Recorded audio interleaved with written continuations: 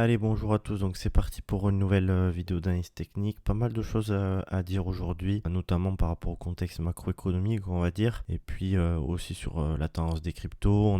On démarre sur un nouveau mois, donc il y a pas mal de choses à dire vraiment sur le Bitcoin, les altcoins. Est-ce qu'on est sur un top de marché, comme on l'a entendu sur les réseaux sociaux, notamment si vous suivez un peu sur Twitter, ça a été un peu la catastrophe avec l'annonce des taxes douanières de Donald Trump. On va voir un petit peu les quelques news qui ont chamboulé les cryptos, on va dire, et puis après je ferai une petite analyse sur le Bitcoin, Ethereum. Je vous parlerai d'Ondo aussi, parce que voilà, il y a des petites nouvelles qui sont arrivées, je trouve que c'est assez intéressant, j'aimerais vous décortiquer l'analyse technique de ça, et sûrement d'une ou deux autres crypto-monnaies, on verra un petit peu en fonction du temps qu'on a, parce que je veux pas que ce soit trop long non plus. Donc pour ce qui est de l'actualité un peu brûlante, on va dire, donc on a eu les taxes douanières installées par Donald Trump, donc des taxes assez astronomiques, de 25% je crois pour la Chine et pour le Mexique, taxes qui ont été immédiatement mis en pause suite à des discussions entre le Mexique, les États-Unis et puis entre le Canada et les États-Unis. Donc ça pour dire qu'en gros j'ai l'impression, mais bon après je suis pas expert du domaine, que Donald Trump utilise un peu certaines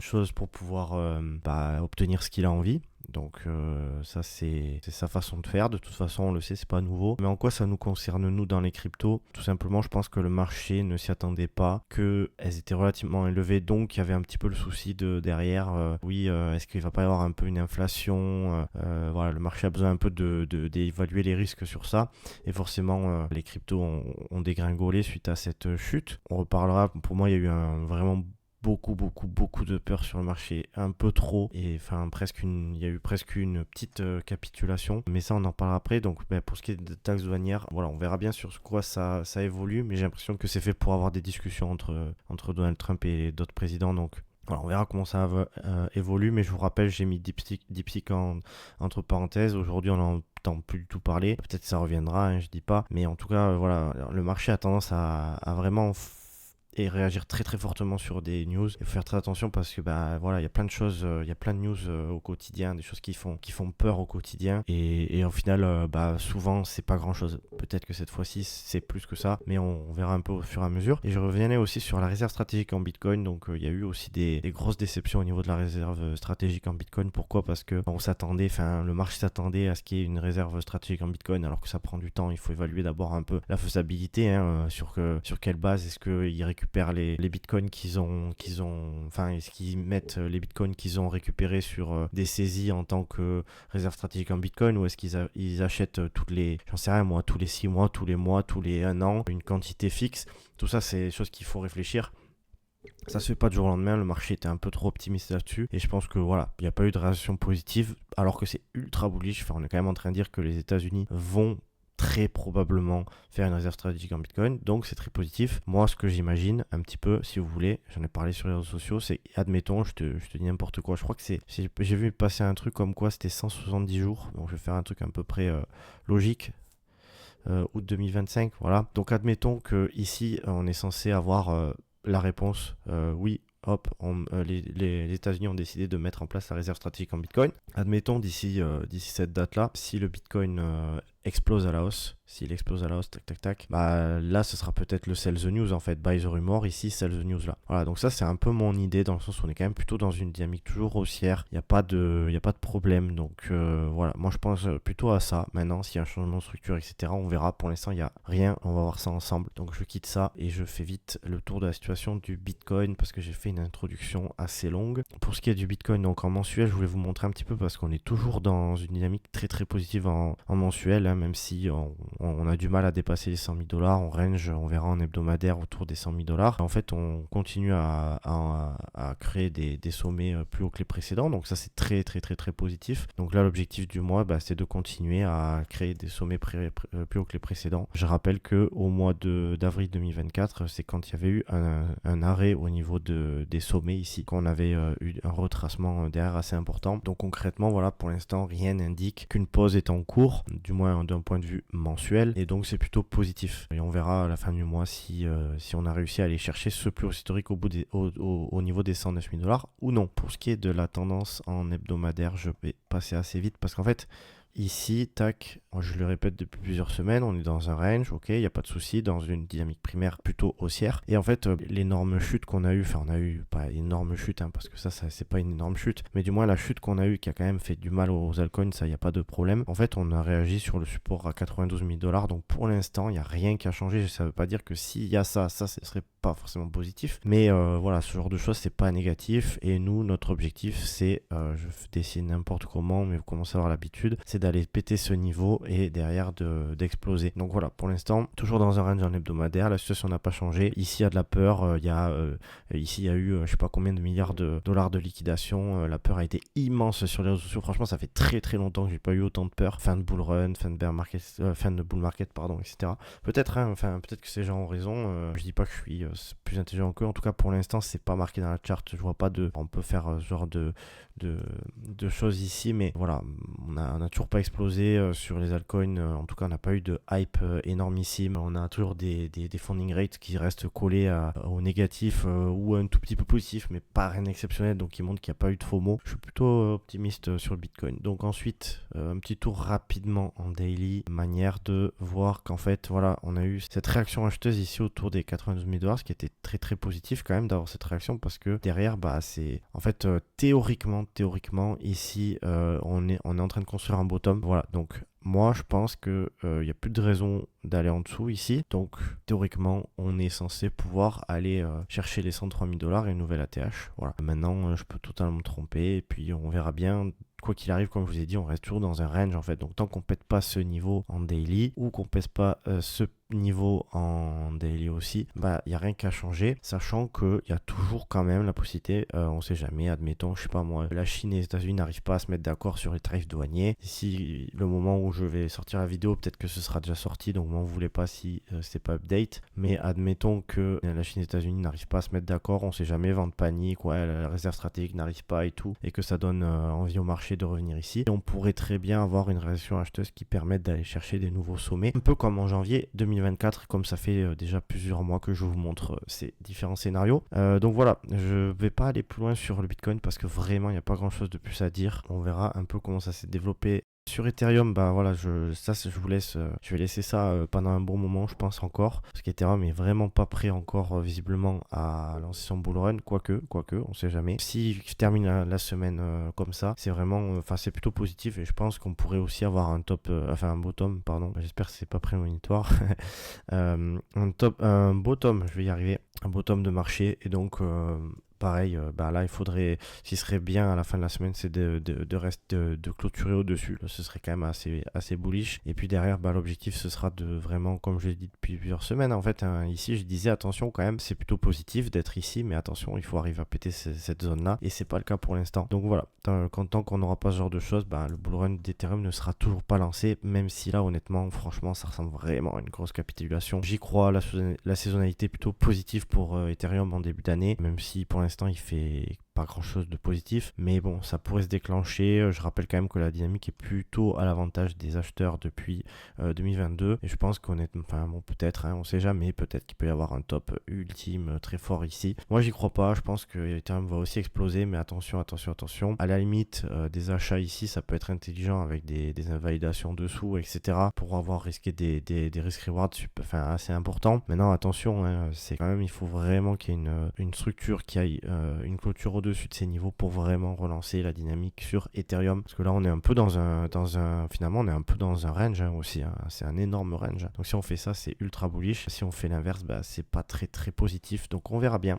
Tout ça dépendra surtout du Bitcoin, je pense. Je monte pas en daily parce que voilà, c'est bis repetita, chaque semaine c'est la même chose sur Ethereum, donc voilà, je reste sur ça et on verra un petit peu les signaux. On verra, moi je pense que il y aura des signaux de top plutôt dans ces eaux-là, mais on verra dans quelques mois si j'avais entre guillemets raison, puisque bien sûr c'est pas un conseil en investissement. Je voulais vous parler de Ondo. Pourquoi? Parce que en fait l'équipe vient d'annoncer la tokenisation déjà je sais pas si vous connaissez, c'est Ondo, ça fait partie des Real World Assets, donc tokenisation du monde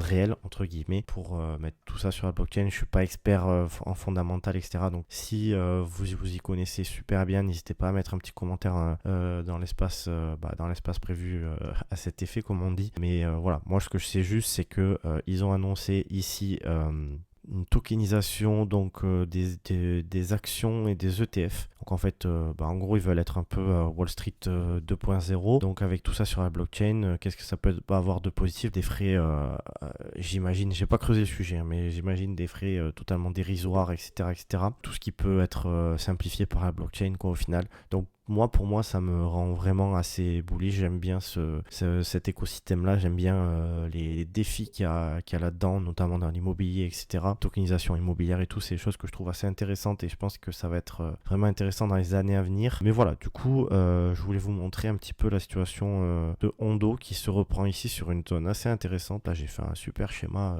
hyper droit et tout. C'est magnifique, pardon. Du coup, voilà, ça pour dire que ça c'est un peu là une zone pivot en fait, où ici on bloque, ici on fait un petit rebond mais c'est pas suffisant, on bloque ici, on repasse au dessus, on rebondit une fois, on rebondit deux fois, et là peut-être qu'on pourrait chercher un nouvel ATH. Moi ce que je recherche dans ce genre de structure, c'est dans ce genre de graphique, c'est d'avoir une clôture ici pour derrière repartir à la hausse et donc continuer sur la tendance haussière en place depuis concrètement son lancement, hein, j'ai envie de dire. Donc voilà, du coup je suis plutôt optimiste sur ça, voilà. Maintenant, on verra. Si jamais on arrive à avoir une clôture comme ça, ce serait quand même très très positif pour la suite, mais il faudra voir. Ensuite, je voulais vous parler du XRP par exemple, pourquoi pas, parce que le XRP, donc dynamique ultra bullish depuis plusieurs mois ici, grosse latéralisation, paf, ça explose. Et ici en fait, XRP est en train de réagir dans une zone de demande, donc ça c'est très très, enfin pour moi c'est bullish. On est haussier selon Trendix. Là on a, si clôture comme ça, ce serait vraiment très intéressant. Après ce que j'aimerais avoir, c'est une bougie ici qui termine la semaine suivante par ici, et je pense qu'on pourrait avoir un bottom de marché avec ce creux à défendre du côté acheteur. Et puis du coup pour l'instant la dynamique, comme je disais, elle continue à être haussière. Donc je pense que XRP n'a pas fini son bull run, loin de là. Maintenant peut-être que je me trompe, mais vraiment voilà, ça à mon avis ça va être très intéressant dans les mois à venir. Je vous ai parlé un peu d'Ondo, de XRP, j'ai fait un peu dans le désordre cette semaine. J'avais envie de vous parler en quelques mots de la situation de la dominance, parce que ça c'est quand même assez important. Il y a eu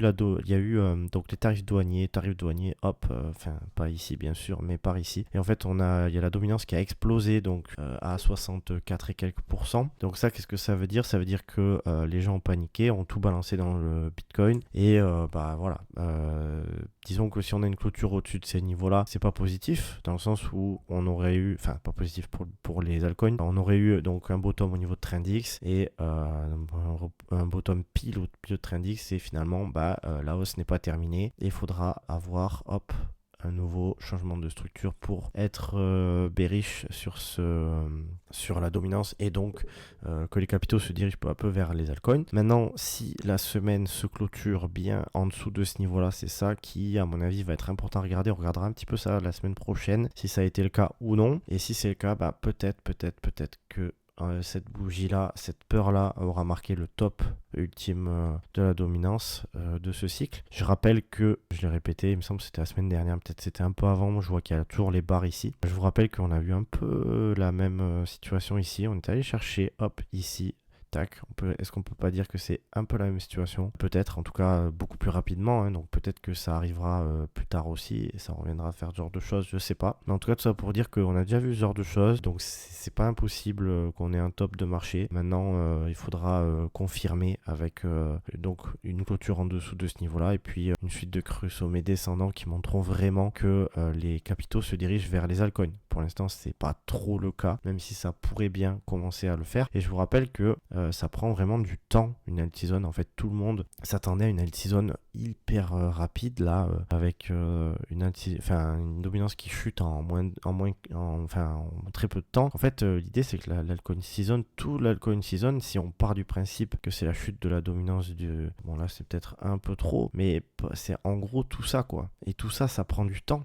ça prend du temps. C'est-à-dire que là, à partir de là, oui, les capitaux ont commencé à se diriger vers les altcoins, mais ici, est-ce qu'en mai 2020, on a eu une explosion des altcoins? Je ne suis pas sûr. Ils ont commencé à reprendre la force, mais voilà. Donc en fait, il a fallu vraiment beaucoup de temps, quasiment 1000 jours. Donc je dis pas que c'est ce qui va se passer cette fois-ci, j'en ai absolument aucune idée de combien de temps ça va mettre, mais admettons que ça mette 1000 jours, ça donne jusqu'en 2027. Donc bon, j'espère pas entre guillemets, mais s'il faut, ce sera même encore plus long. En fait, on sait pas trop, mais tout ça pour dire que vraiment, dites-vous bien une chose, c'est que cette période-là, elle prendra du temps et qu'à mon avis, sur les altcoins, il faudra commencer à prendre des profits quand on sera par ici. C'est pas le cas pour l'instant. Maintenant, voilà, c'est ma vision des choses, c'est ma façon d'analyser le marché, c'est mes convictions. Donc surtout, faites vos recherches et évitez de prendre des décisions par rapport à ce que disent tel ou tel influenceur crypto ou je ne sais qui d'autre, parce qu'en fait, une fois que vous vous retrouvez avec des pertes ou des gains, c'est vous qui avez gagné, c'est vous qui avez perdu. Donc voilà, bon, bah, ça après, voilà, je suis pas là pour faire une leçon de morale, c'est pas ça, mais c'est juste que c'est important de le rappeler. On est tous maîtres de nos actions et moi, c'est mon avis. Voilà, j'explique pourquoi. Et puis, bah, si ça vous plaît, d'ailleurs, n'hésitez pas à lâcher un petit like et à mettre un petit commentaire, ça ferait vraiment plaisir. Et puis, bah, sinon, je pense qu'on a fait vraiment le tour de la situation. Donc, je vais vous laisser sur ça. Vraiment, essayons de ne pas paniquer dès qu'il y a une moindre baisse et de ne pas être euphorique dès qu'il y a une moindre hausse, j'ai envie de dire, puisque le Bitcoin est toujours coincé dans cette espèce de range entre les 92 et on va dire, allez, les 106, 105 000 $, on s'en fiche combien c'est exactement. Tout ce qui est important, c'est de savoir quand est-ce qu'on va avoir ce genre de choses pour continuer la dynamique en cours. Ça peut prendre des mois, comme ici, ou bien peut-être qu'on y est là et que maintenant, up only comme on dit, on verra bien, mais en tout cas, voilà. Tout ça pour dire qu'il faut essayer de regarder un petit peu la technique, un petit peu regarder la macroéconomie, etc. Bien entendu. Mais pour l'instant, on n'en sait pas trop plus puisque la Fed veut attendre d'avoir des... Donc la Fed, ceux qui décident des taux aux États-Unis, veulent attendre de voir comment la politique de Donald Trump, ce que ça va donner en termes d'inflation, etc. Donc voilà, dès qu'on en saura un peu plus, probablement au mois de mars, puisque c'est la prochaine réunion de la Fed, là on saura si peut-être même avant, s'ils font des petites interventions pour savoir s'ils sont plutôt sur une politique monétaire souple ou pas. Et pour nous, il vaudrait mieux qu'elle soit souple. Sinon, ça risque d'être un peu tendu. Voilà, bon, on se retrouve la semaine prochaine. Et puis sinon, passez une très bonne journée, soirée ou que sais-je en fonction de quand vous regardez la vidéo. Bye bye.